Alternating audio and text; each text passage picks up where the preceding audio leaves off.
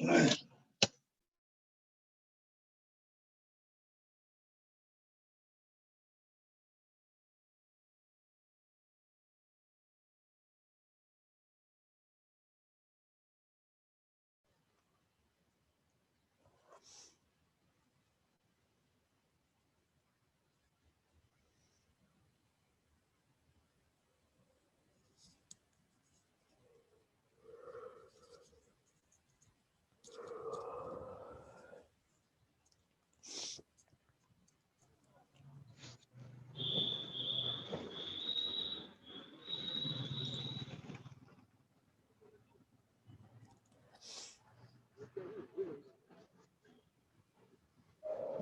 morning, sir.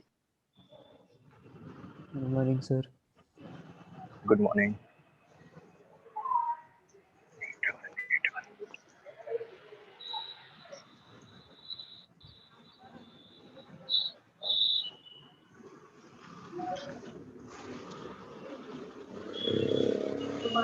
Good morning.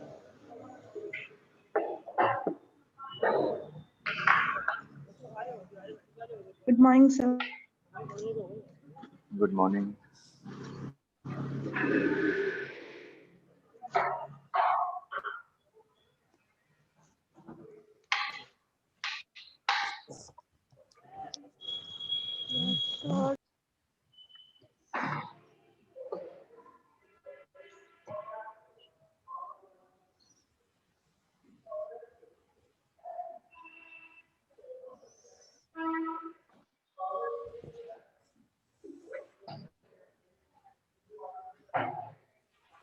Good morning, sir.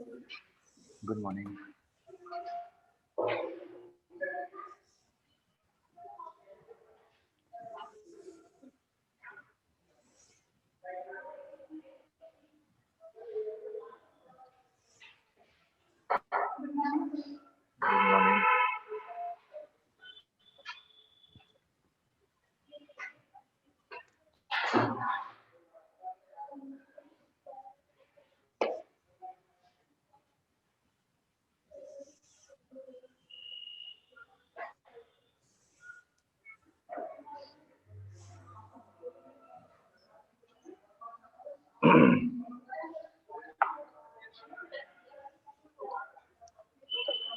KTG में कहाँ तक बता दिया था?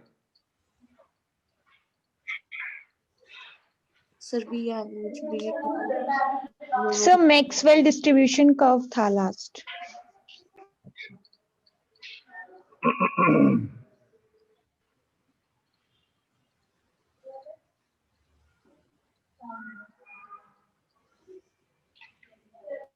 डाउट इकट्ठे करके रखिएगा, अभी थोड़ी देर में स्टार्ट करूंगा मैं।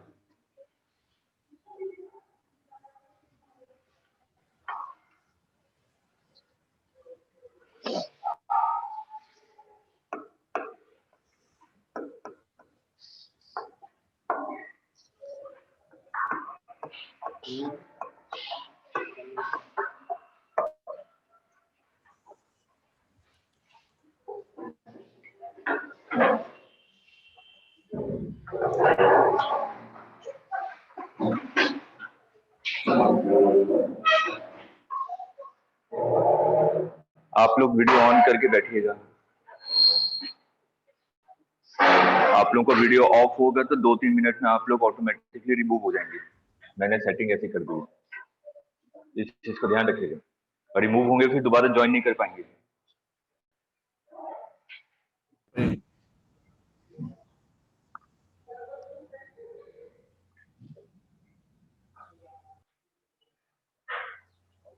अंकुश, अर्जुन, मीनाक्षी। सर आपकी वीडियो रुकी हुई है सर।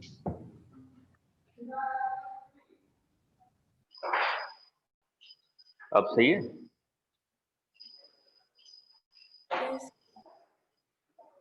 मैं से बोल रहा हूँ वीडियो ऑन करके रखिएगा, ऑटोमेटिकली रिमूव होंगे, फिर मेरे से मत बोलिएगा इस समय रिमूव हो गया, क्योंकि दोबारा ज्वाइन नहीं कर पाएंगे।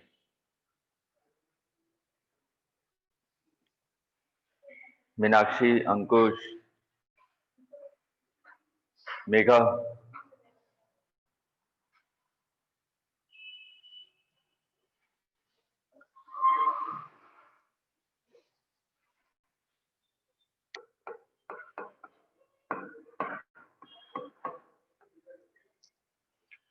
देखिए अगर टेम्परेचर कांस्टेंट है, दिख ही नहीं रहा सर। कुछ दिख नहीं रहा, नहीं सर। आप दोबारा सर ज्वाइन मुझे तो कीजिए। विजिबल है। एक बार ऋतिक दोबारा ज्वाइन कीजिए। ठीक है सर।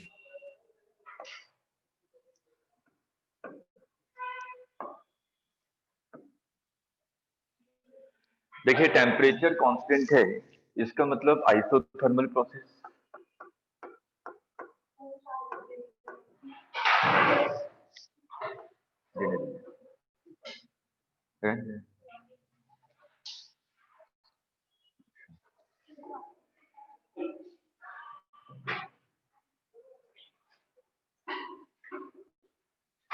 ये आपको कर्व दिया हुआ है,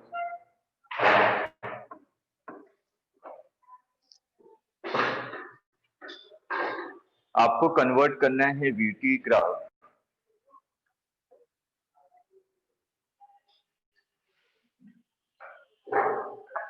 और पीटी ग्राफ।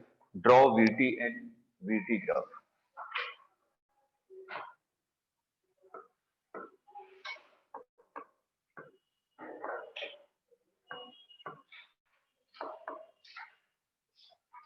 इसका इंपॉर्टेंट मार्क कीजिएगा, ग्राफ थ्योरी। यहां से क्वेश्चन नीट ने कई बार पूछे ग्राफ से related.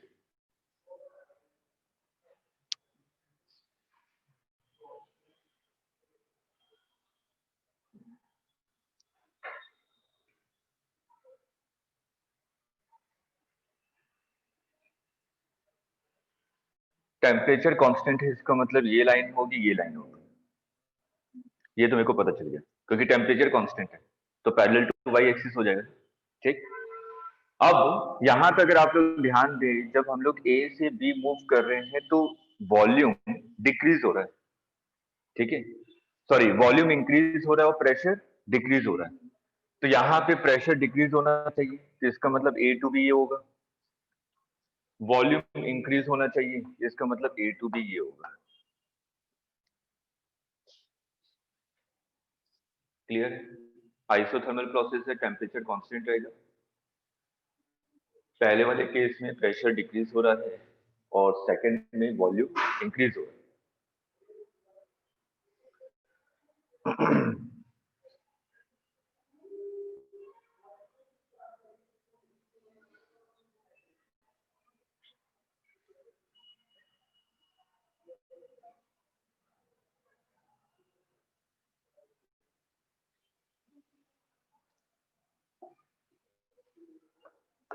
Second, volume constant.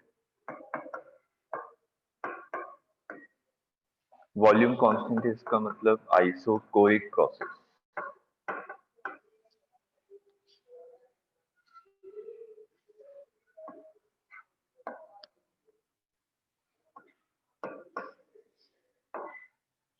PV graph दिया हुआ है, आइसोकोरिक प्रोसेस है, वॉल्यूम कांस्टेंट है। ये मान लीजिए दिया हुआ आपको, आपको ड्रॉ करना है PT graph and VT graph.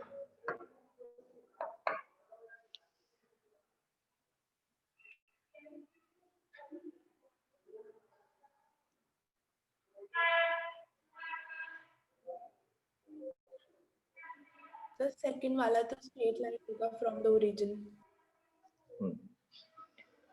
Volume constant है, PV is equal to NRT. Volume constant है, एन और आर तो कांस्टेंट है, तो P directly proportional to T. इसका मतलब equation of straight line passing through origin. ठीक, तो ये आपका स्ट्रेट लाइन हो जाएगा, ओरिजिन से पास हो रहा है। यहाँ पे ए टू बी प्रेशर डिक्रीज हो रहा है, तो प्रेशर डिक्रीज होना चाहिए, ये होगा ए टू बी। इसमें इंपॉर्टेंट पॉइंट क्या है, ये आपका ओरिजिन से कब पास होगा, जब टेम्परेचर केल्विन में होगा। ठीक है, if temperature is in kelvin,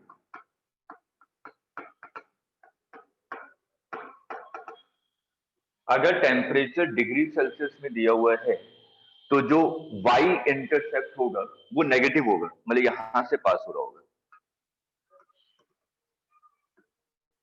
T in degree Celsius, इसको याद रखिएगा, क्योंकि जो एम्स में पूछा था वहां पे उसने टेम्परेचर डिग्री सेल्सियस में दिया था।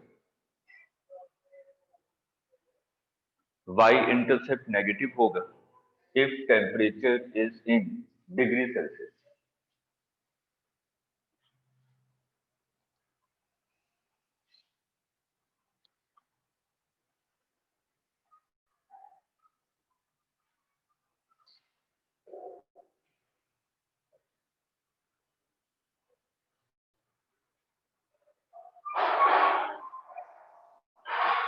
क्लियर है?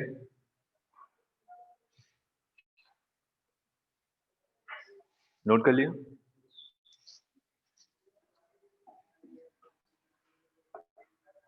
Third case, pressure constant, isobaric process. Sir हाँ बोलिए।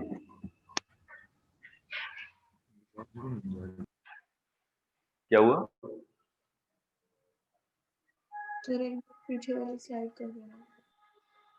सर मेरा नेटवर्क कनेक्शन सर सही नहीं है, मेरे को ना तो कुछ दिख रहा है सर, मेरा नेटवर्क कनेक्शन सर सही नहीं है सुबह से, ना तो मेरे को कुछ दिख रहा है सर, और आवाज मेरी ब्रेक हो रही है सर। तो क्या किया जाए? समझ नहीं आया सर। देखिए मैं यहाँ से कुछ नहीं कर सकता, ये कर सकता हूँ कि रिकॉर्डेड क्लास भेज दूँ, उसको देखिए आज के दिन, अगर नेटवर्क इशू है तो, या कुछ देर के बाद ज्वाइन करके देखिए। सर मेरे को ये आप फिर रिकॉर्ड करके भेज देना सर, क्योंकि मेरे को तो कुछ भी नहीं दिख रहा अभी तक, एक मैं चीज वही नहीं कह दिख रहा रही हूँ। और आवाज भी ऐसे ब्रेक हो। ठीक है, रिकॉर्डेड क्लास आपको इवनिंग में मिल जाएगी। सर ये सर पता नहीं ये। मैं वही बोल रहा हूँ, रिकॉर्डेड क्लास मिल जाएगी इवनिंग में।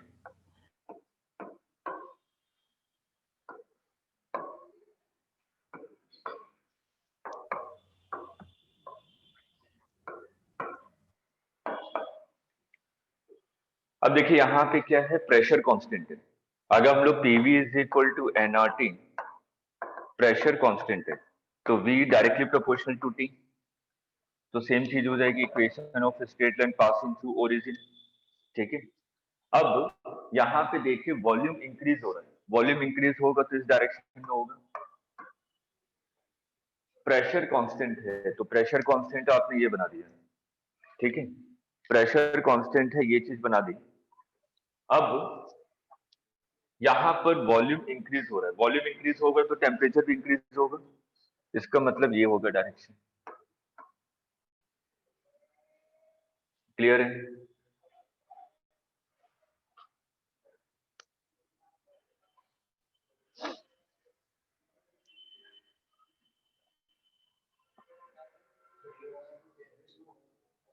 हाँ वही है, सेम चीज केल्विन में।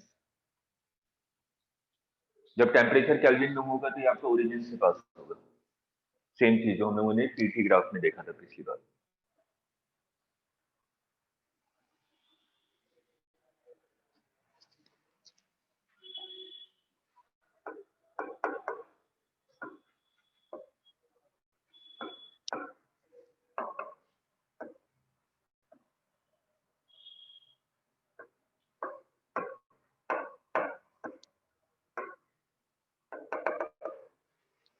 Draw VT and PV graph, draw VT and PV graph, ये क्वेश्चन है, जल्दी से ट्राई कीजिए।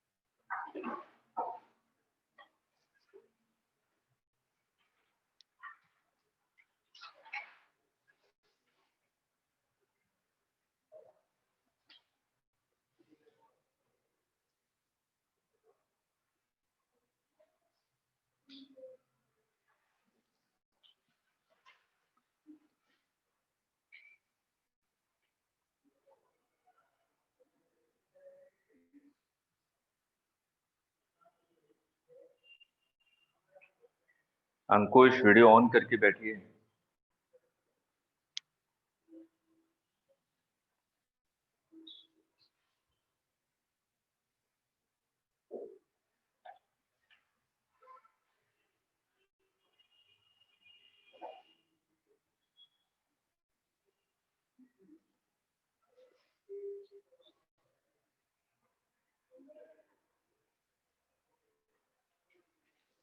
देखिए वीटी ग्राफ में आइए, ए से बी में क्या टेम्परेचर कांस्टेंट है, ठीक। ए से बी में टेम्परेचर कांस्टेंट है, तो आपने ये बना दिया स्ट्रेट लाइन, टेम्परेचर कांस्टेंट है। अगर यहाँ पे देखिए ए से बी में प्रेशर इंक्रीज हो रहा है, अगर प्रेशर इंक्रीज होगा तो वॉल्यूम क्या होगा, डिक्रीज।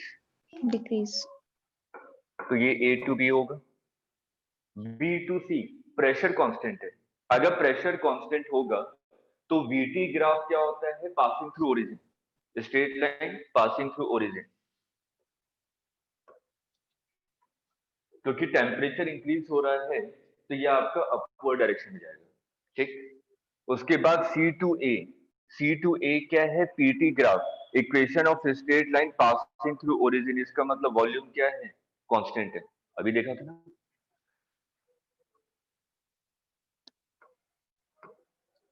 देखिए क्लियर है सभी को ग्राफ।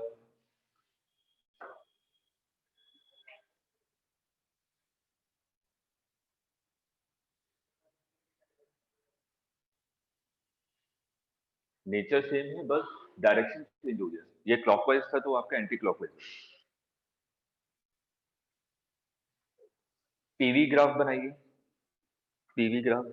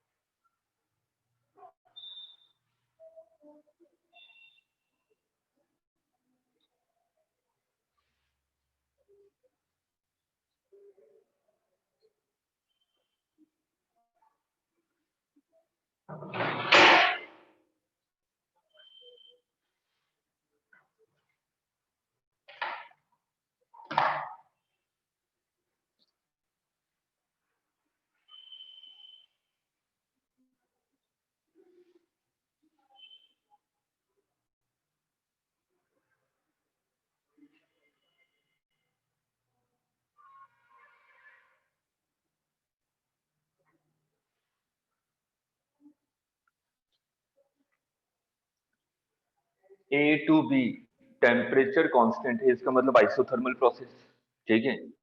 तो कैसा होगा आपका, हाइपरबोला, ठीक है, रेक्टेंगुलर हाइपरबोला। अब यहाँ पे देखिए प्रेशर इंक्रीज हो रहा है तो वॉल्यूम क्या होना चाहिए, डिक्रीज, मतलब कि ये होना चाहिए। ये क्लियर है, ठीक। इसके बाद सर देखिए हमें ये बी टू हाइपरबोला कैसे पता।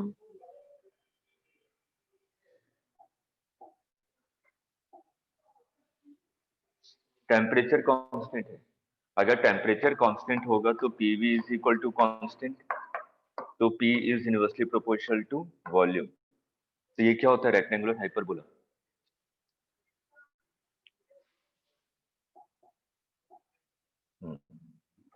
B to C pressure constant है, बी टू सी में प्रेशर कांस्टेंट है जो टेम्परेचर इंक्रीज हो रहा है, टेम्परेचर इंक्रीज होगा तो वॉल्यूम भी इंक्रीज होगा।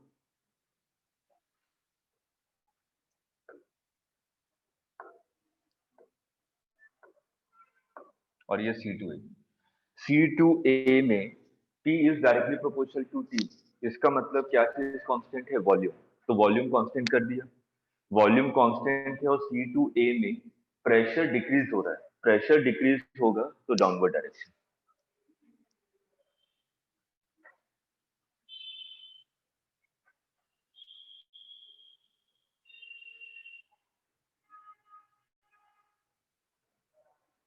क्लियर है सबको? Yes, sir. ये क्वेश्चन सबका हो जाना चाहिए।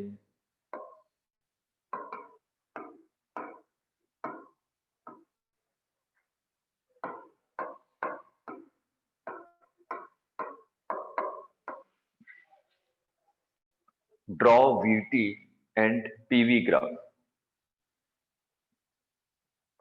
Draw VT and PV graph.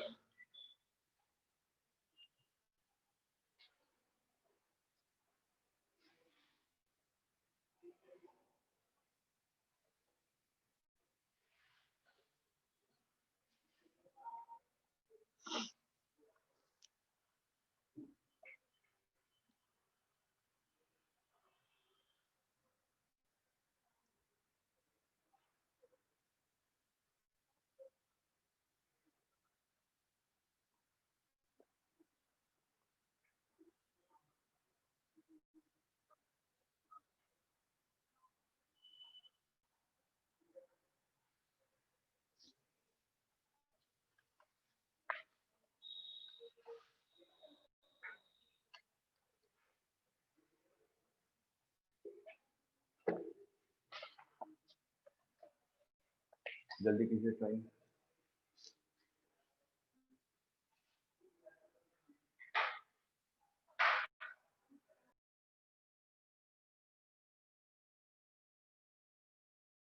Sir VT तो बन गया।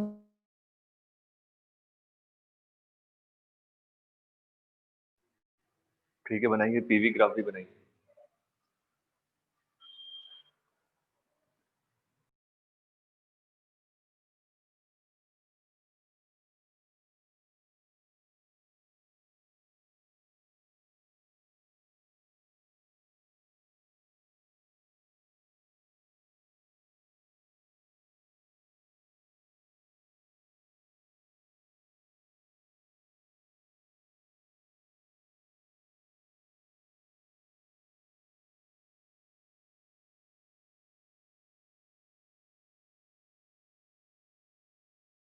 सर बन गया PV भी। Sir,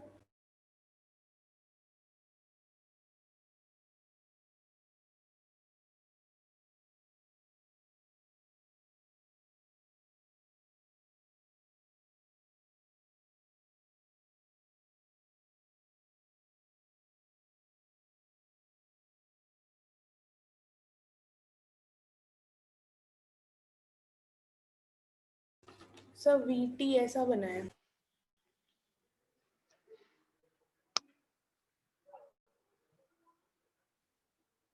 हाँ, लगभग सही लग रहा है।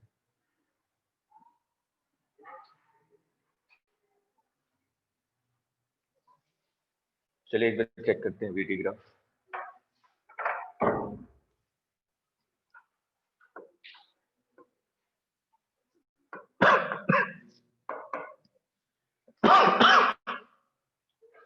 AB में आपका टेम्परेचर कांस्टेंट है। AB में आपका टेम्परेचर कांस्टेंट है। टेम्परेचर को कांस्टेंट रखिए। अगर मैं A टू B मूव कर रहा हूं तो प्रेशर आपका इंक्रीज कर रहा है, तो वॉल्यूम क्या होना चाहिए? डिक्रीज। ठीक, टेम्परेचर कांस्टेंट है। उसके बाद B to C pressure constant है। प्रेशर कांस्टेंट होगा तो VT ग्राफ क्या होता है? Equation of straight line passing through origin. यहाँ पे टेम्परेचर इंक्रीज हो रहा है तो स्ट्रेट लाइन होना चाहिए, ओरिजिन से पास होगा, टेम्परेचर इंक्रीज होगा। ठीक है। उसके बाद CD, यहाँ पे टेम्परेचर कांस्टेंट है, प्रेशर डिक्रीज कर रहा है। प्रेशर डिक्रीज करेगा तो वॉल्यूम क्या होना चाहिए? इंक्रीज। उसके बाद D to A pressure constant है तो equation of straight line passing through origin. ठीक है, तो ये कुछ ऐसा होगा।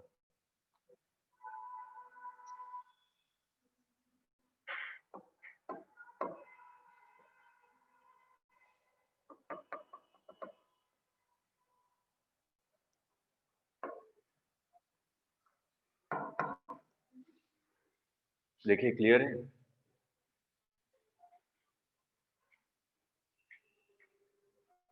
ओरिजिन से पास हो रहा होगा।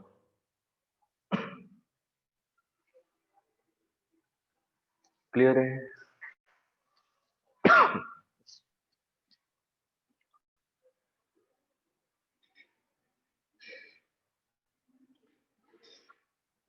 ड्रॉ कीजिए वीटी ग्राफ, ड्रॉ कीजिए। अगर कहीं पे कंफ्यूजन है तो पूछ लीजिए। मैं थोड़ा धीमे धीमे चल रहा हूँ कि चीजें समझ में आए। इंपॉर्टेंट पार्ट है ये।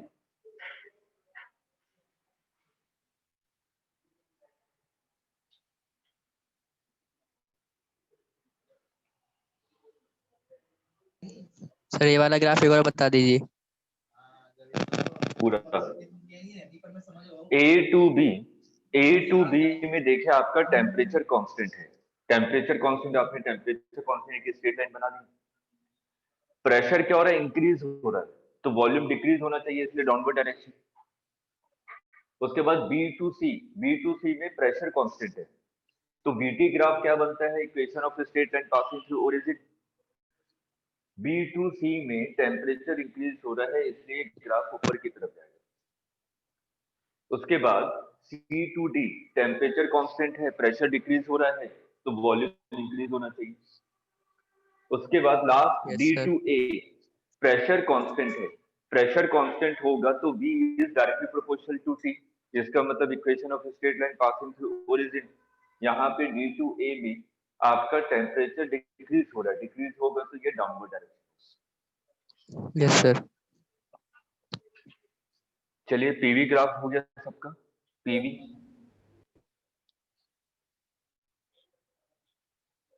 पीवी ग्राफ देखते हैं।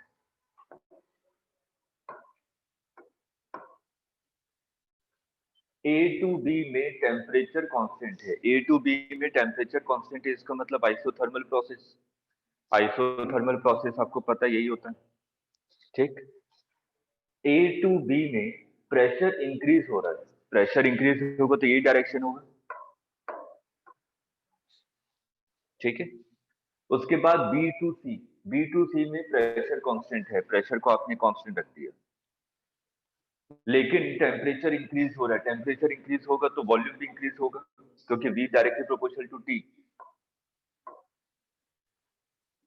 C2D फिर से isothermal process, temperature constant, pressure decrease हो रहा है, इसलिए डाउनवर्ड डायरेक्शन।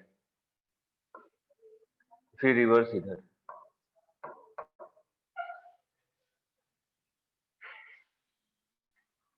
आ गया समझ में?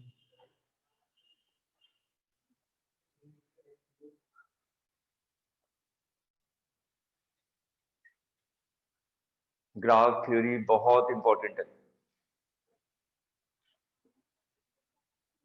यहां से एक क्वेश्चन आने की चांसेस काफी है।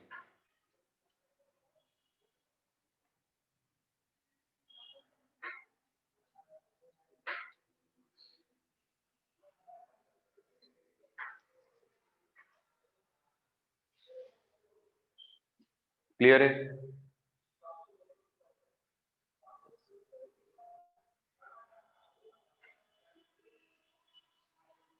नेक्स्ट पार्ट पे चले।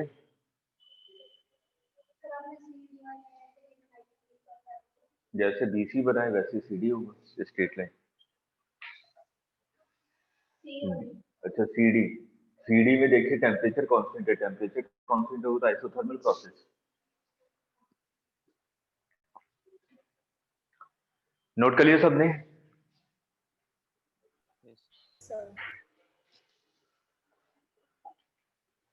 चलिए जनरल कॉन्सेप्ट ग्राफ में, जैसे कि पहला कॉन्सेप्ट है, मैं आइसोथर्मल प्रोसेस के बारे में बात कर रहा हूं।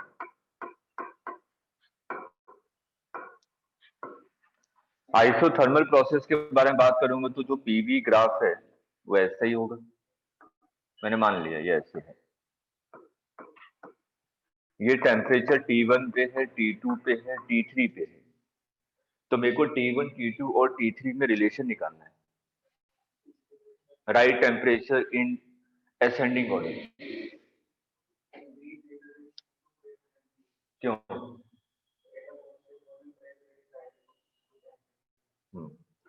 T1, T2, T3। सही है।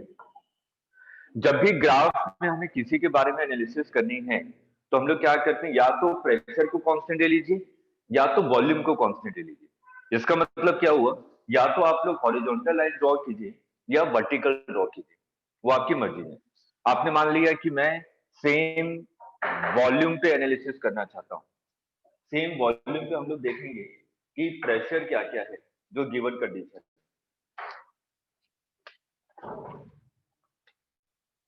तो यहाँ पे आपने वॉल्यूम को सेम रखा, वॉल्यूम को मैं सेम रख रहा हूं, तो 3 प्रेशर मिल रहे हैं, P1, P2, P3। PV is equal to nRT। मैं यहाँ पे क्या रख रहा हूँ, वॉल्यूम को सेम रख रहा हूँ, ठीक। वॉल्यूम सेम है, मतलब कि वॉल्यूम कांस्टेंट है, n और r कांस्टेंट है, तो P is directly proportional to temperature. तो P1 is less than P2 is less than P3, मतलब कि प्रेशर इंक्रीज हो रहा है। प्रेशर इंक्रीज होगा तो टेम्परेचर भी इंक्रीज होगा ना। तो किसका टेम्परेचर ज्यादा होगा, T3 greater than T2 greater than T1। तो यहाँ पे सिंपल याद करने का तरीका क्या है कि अगर आइसोथर्मल प्रोसेस है तो ग्राफ ओरिजिन से जितना दूर जाएगा टेम्परेचर इंक्रीज होता जाएगा। ये सब इंपॉर्टेंट पॉइंट्स है क्योंकि अभी मेरे को 2-3 न्यूमेरिकल करवाने हैं, इसलिए ये कॉन्सेप्ट बता रहा हूँ अलग से।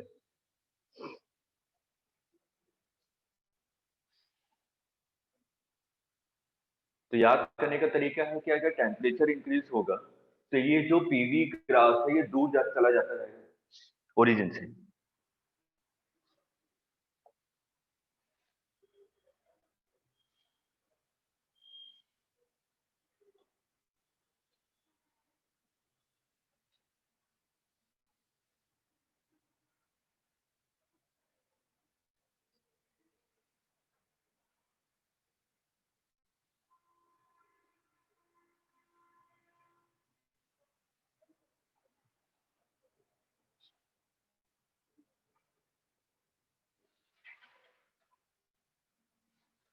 क्लियर है? यहाँ हमने आइसोथर्मल को देख लिया।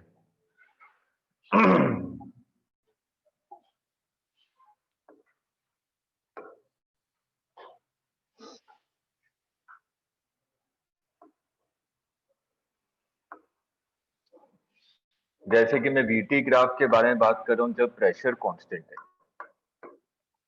तो आपको पता है कि जो वीटी ग्राफ होता है वो क्या होता है, equation of straight line passing through origin, ठीक। तो मैंने ऐसे 2-3 ग्राफ बना दिए, एक ही।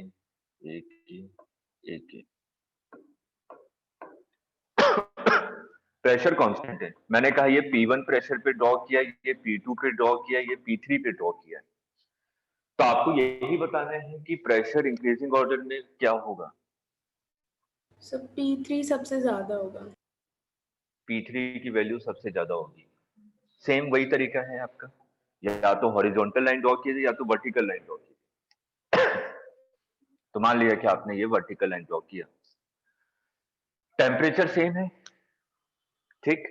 अगर टेम्परेचर सेम है तो यहाँ पे देखिए volume V1, volume V2, volume V3, volume क्या हो रहा है, डिक्रीज हो रहा है, ठीक।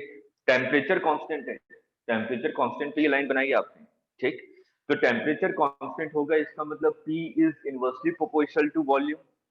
अगर वॉल्यूम डिक्रीज हो रहा होगा तो प्रेशर इंक्रीज हो रहा होगा, ठीक है। P3 is greater than P2 is greater than P1।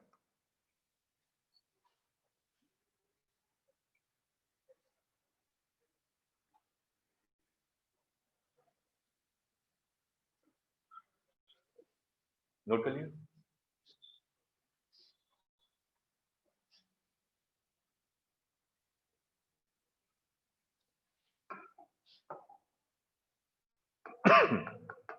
Volume constant है, वॉल्यूम कांस्टेंट है तो आपको पीटी ग्राफ पता है, PT graph equation of straight line passing through origin.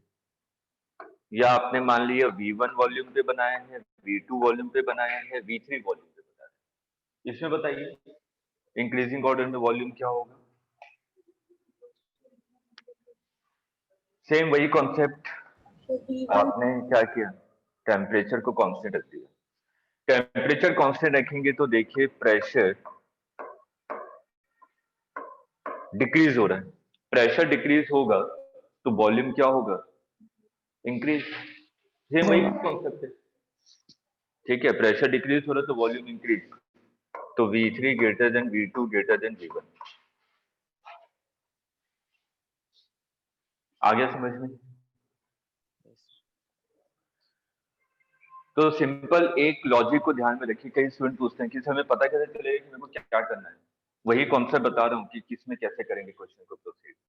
कि अगर मेरे को कोई सा भी ग्राफ दिया हुआ है, ठीक, और उसमें पूछा जाए, अगर मेरे से टेम्परेचर के बारे में पूछा जाए कि टेम्परेचर आपका इंक्रीज हो रहा है डिक्रीज हो रहा है, तो आपके दिमाग में तुरंत आना चाहिए आइसोथर्मल प्रोसेस, अगर टेम्परेचर के बारे में पूछ रहा है तो, ठीक। अगर वॉल्यूम के बारे में पूछ रहा है तो हमारे दिमाग में तुरंत आना चाहिए आइसोकोरिक प्रोसेस। अगर प्रेशर के बारे में पूछेगा तो आइसोबेरिक प्रोसेस।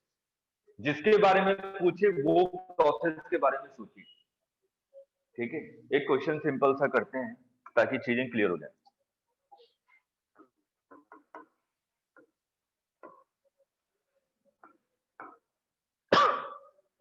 ये मैंने कहा कि कोई एक जनरल प्रोसेस है और उस प्रोसेस में हम लोग A टू B मूव कर रहे हैं, पीवी ग्राफ दिया हुआ आपको। तो यहां पे आपसे पूछा गया, जब मैं A टू B मूव कर रहा हूं तो first option temperature increasing, second option temperature decreasing, third option temperature increases then decreases, fourth option temperature decreases then increases. चलिए सोच के बताइए, जो हमने पढ़ा है बस उसी को अप्लाई करना है इसमें। गलत, इसलिए बोला हूं सोचने के लिए। आप लोगों के दिमाग में जंक लग चुका है, इतने सालों से सोचा ही नहीं।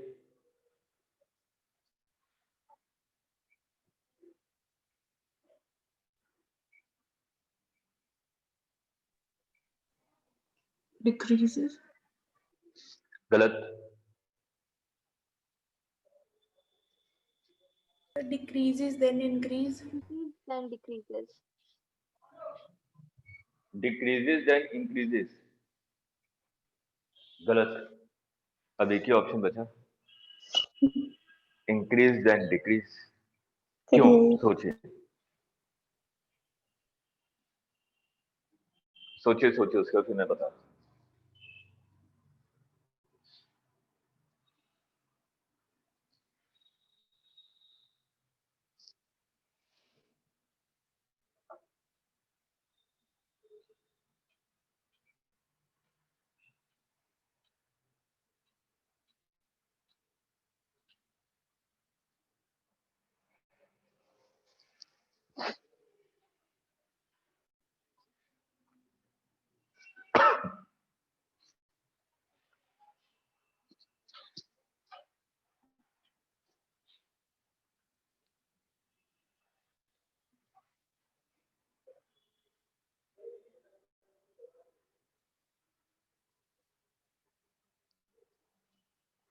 अभी मैंने बोला था कि टेम्परेचर के बारे में पूछा जाए तो हम लोग आइसोथर्मल प्रोसेस के बारे में सोचेंगे। तो आपने आइसोथर्मल प्रोसेस में अगर पीवी ग्राफ देखें तो ऐसे ही होता है ना, ऐसे बना दिया आपने कई सारे आइसोथर्मल प्रोसेस, ठीक है।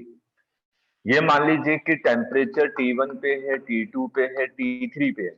आपको ये पता है कि आइसोथर्मल प्रोसेस में अगर टेम्परेचर इंक्रीज होगा तो ये ग्राफ ऊपर की तरफ शिफ्ट होता जाता है, दूर जाता है, ठीक।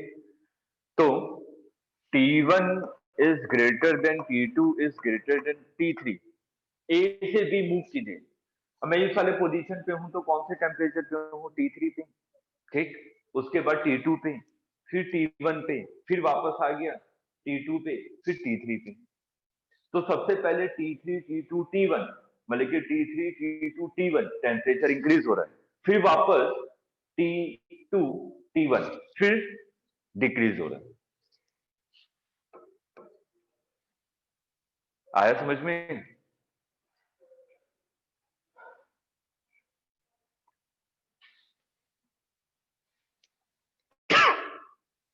नोट कर लीजिए।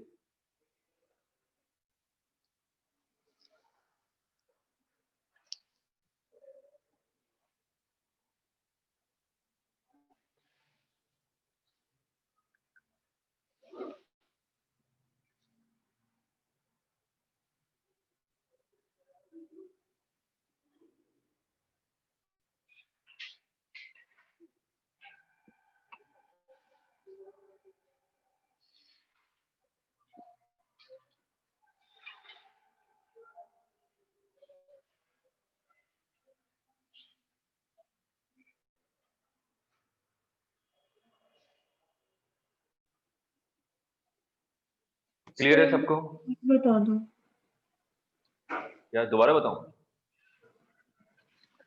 सिंपल, अगर हम यहाँ पे हमें टेम्परेचर के बारे में पूछा जा रहा है और पीवी ग्राफ दिया हुआ है तो हमें आइसोथर्मल प्रोसेस पता है, ऐसे ग्राफ बनते हैं आइसोथर्मल के, ठीक है? तो आपने ऐसे रैंडमली बना दिए जो कि इस गिवन ग्राफ को कट करते हुए निकल रहा, ठीक है, आइसोथर्मल की। अगर आइसोथर्मल प्रोसेस के बारे में बात करेंगे तो मैं टेम्परेचर को इंक्रीज कर रहा हूँ तो आइसोथर्मल में ये ओरिजिन से दूर जाता है ग्राफ। अब हम लोग क्या करें, ए से बी मूव कर रहे हैं क्योंकि एरो इसी डायरेक्शन में दिया हुआ है, ठीक है?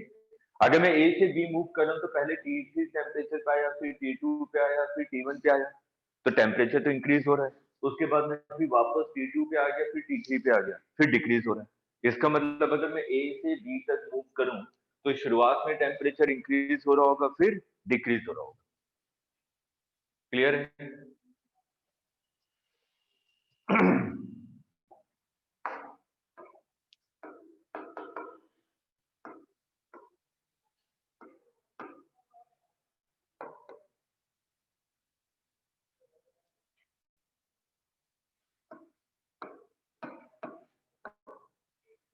Same comment on volume. Comment on volume. हम लोग A to B मूव कर रहे हैं तो आपको वॉल्यूम के बारे में बताना है कि इंक्रीज हो रहा है, डिक्रीज हो रहा है, कांस्टेंट है, क्या है।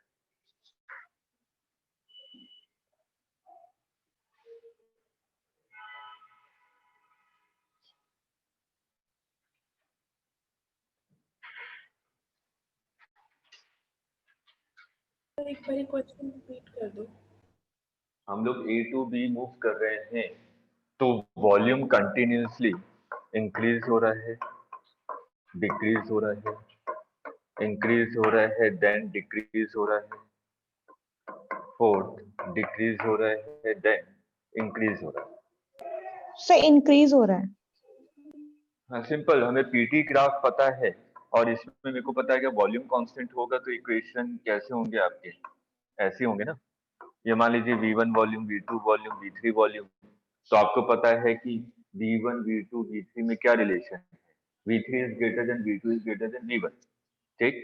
तो अगर मैं A to B मूव कर रहा हूँ तो वॉल्यूम कंटिन्यूअसली इंक्रीज हो रहा है।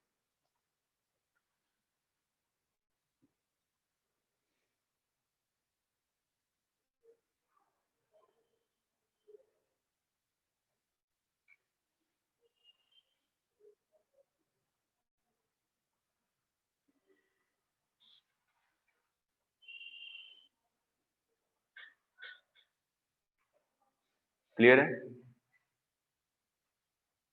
Yes sir. ठीक है।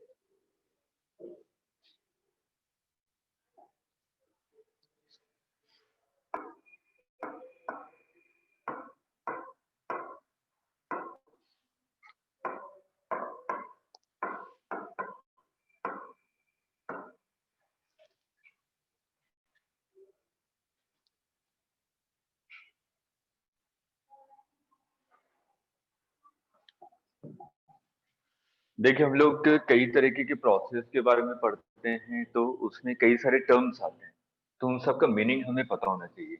जैसे कि आप लोग देखते हैं क्वेश्चन में दिया रहता है एडियाबेटिक वॉल्स, ठीक है? एडियाबेटिक वॉल्स दिए हैं, इसका मतलब there is no heat exchange between gas and surrounding. Gas और सराउंडिंग के बीच में कोई भी हीट एक्सचेंज नहीं हो रहा। लिखते जाइए, छोटे छोटे टर्म्स हैं क्योंकि उसके बाद न्यूमेरिकल करवाऊंगा।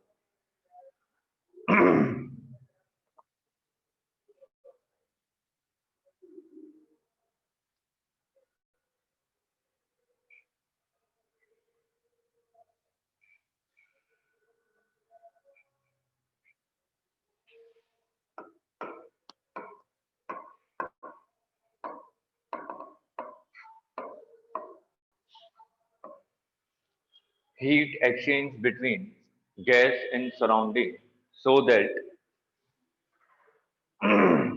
temperature difference becomes zero.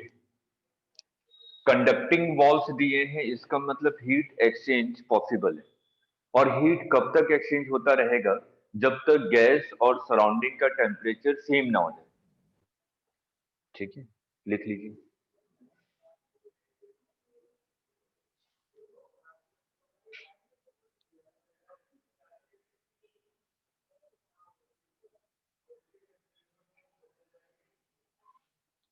Clear है?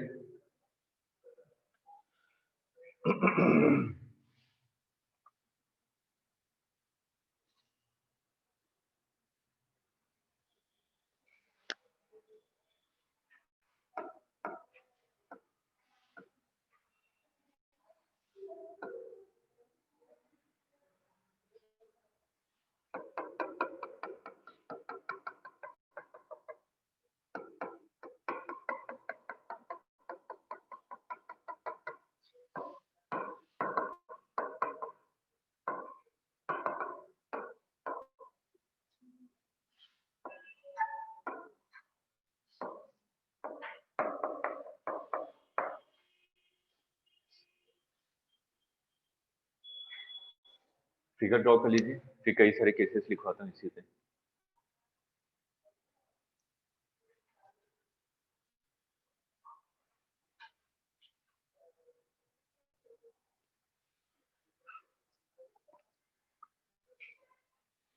ड्रॉ कर लीजिए। First point, if piston is fixed, if piston is fixed and non-conducting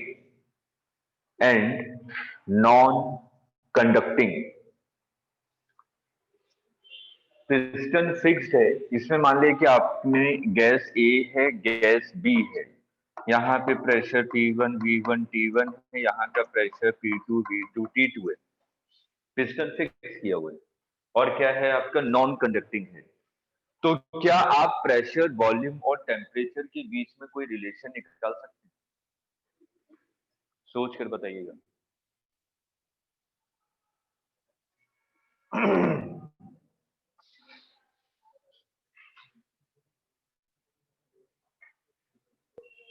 sir इसमें वॉल्यूम और टेम्परेचर कांस्टेंट रहेगा।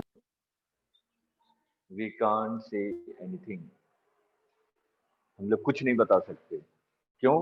क्योंकि जो पिस्टन है वो नॉन कंडक्टिंग है। अगर नॉन कंडक्टिंग है तो हीट के एक्सचेंज को रोक दिया। अगर हीट के एक्सचेंज को रोक दिया तो मैं टेम्परेचर के बारे में कोई कमेंट नहीं कर सकता। ठीक है, कि इसका टेम्परेचर इंक्रीज हो रहा होगा, डिक्रीज हो, इसके बारे में कुछ नहीं बता सकता, क्योंकि हीट एक्सचेंज हो ही नहीं रहा। ठीक, और दूसरा, इसको आपने फिक्स करके रखा हुआ है। अगर ये फिक्स्ड है तो अगर इसका प्रेशर ज्यादा है, इसका प्रेशर कम है, तो अगर इसका प्रेशर ज्यादा हो तो इस पे फोर्स सीधा लगाता है ना मूव करने के लिए, लेकिन ये तो फिक्स किया हुआ है, तो हम लोग प्रेशर के बारे में भी कुछ नहीं बता सकते। ठीक है, और वॉल्यूम के बारे में कुछ नहीं बता सकते, कैसा करने के बाद क्या हो रहा है। जो पहले था वो वैसे का वैसे ही है।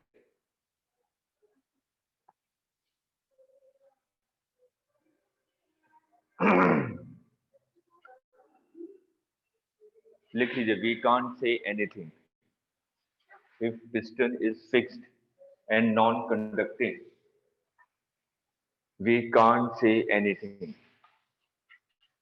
Second point, if piston is movable, if piston is movable and conducting,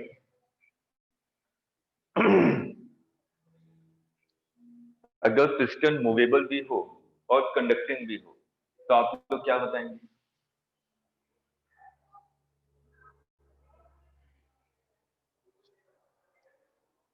pressure and temperature will be same, क्योंकि पिस्टन मूव करेगा तो प्रेशर डिफरेंस के कारण, टेम्परेचर सेम होगा हीट एक्सचेंज के कारण, और दोनों चीजें दी हुई है कि कंडक्टिंग भी है और मूवेबल भी है। इसका मतलब pressure and temperature in both chamber will be same. लिख लीजिए।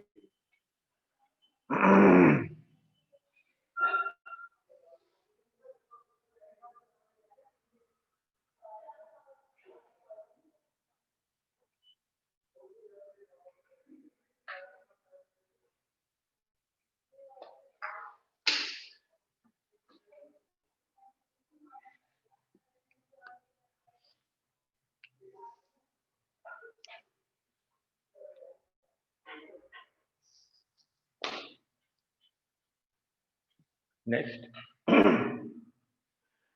if piston is movable, if piston is movable and non-conducting, if piston is movable and non-conducting, इस केस में बताइए क्या होगा? पिस्टन मूवेबल है और नॉन कंडक्टिंग है।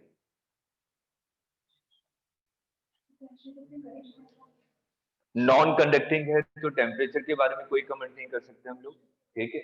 लेकिन मूवेबल है, वो कब तक मूव करता रहेगा? जब तक प्रेशर क्या ना हो जाए, same.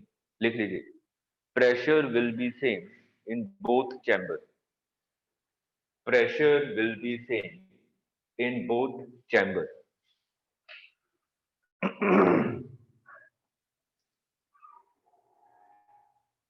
Next, if piston is fixed, if piston is fixed and conducting, temperature same होगा सर। ठीक है अर्जुन, तो टेम्परेचर विल बी सेम,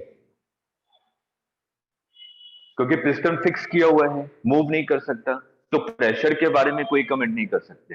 लेकिन पिस्टन कंडक्टिंग है, इसलिए यहां पे हम लोग टेम्परेचर क्या रहेगा? सेम, क्योंकि हीट एक्सचेंजर होगा।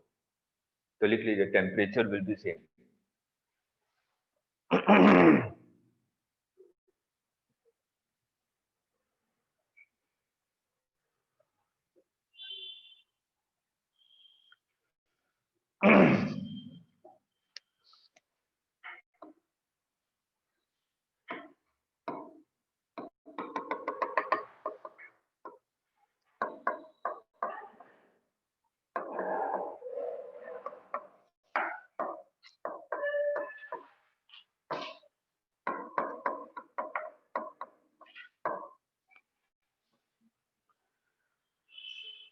ये क्वेश्चन एक बार एम्स ने पूछा था, भले क्वेश्चन बिल्कुल सिंपल था, उसने ऐसा कुछ चैम्बर बना दिया और ये पिस्टन बना दिया, और उसने कहा कि ये जो पिस्टन है वो डायथर्मिक सेपरेटर, मतलब कि डायथर्मिक नेचर है। तो इसका मतलब क्या हुआ?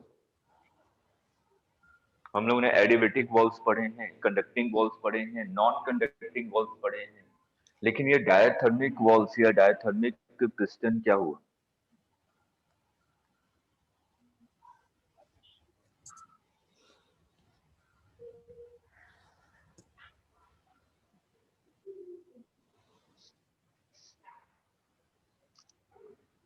इसका मतलब है कि ये भी कंडक्टिंग वॉल्स ही हैं, ठीक है।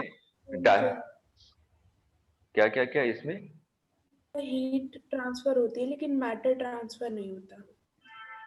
मैटर तो किसी में ट्रांसफर नहीं होता, क्योंकि ओपन सिस्टम है नहीं कोई भी, सब मैंने क्लोज सिस्टम बनाया।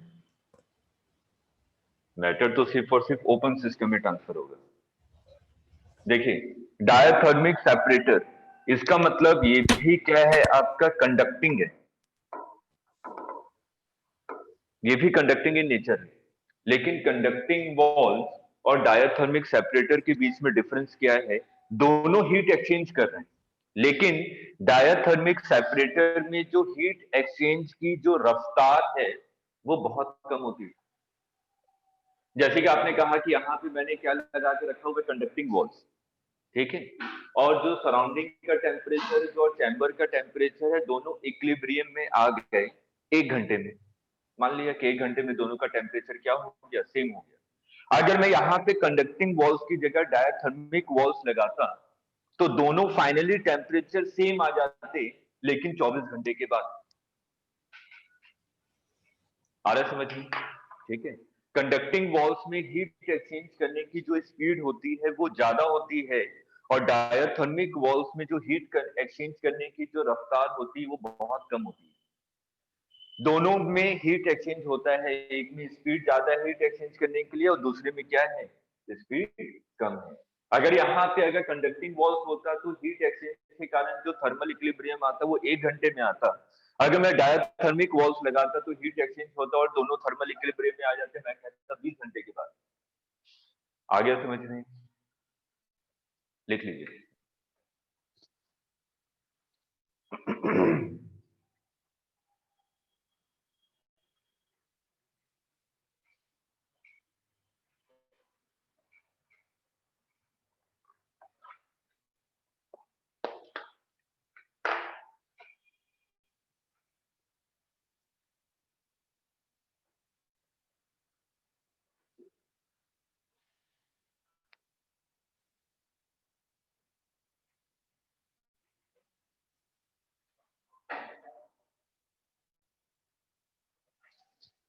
क्लियर है? ठीक है, तो चलिए 15 मिनट का ब्रेक, 11:30 से फिर से स्टार्ट करेंगे सेम आईडी पे। ठीक है, आज फिजिक्स ये होगी।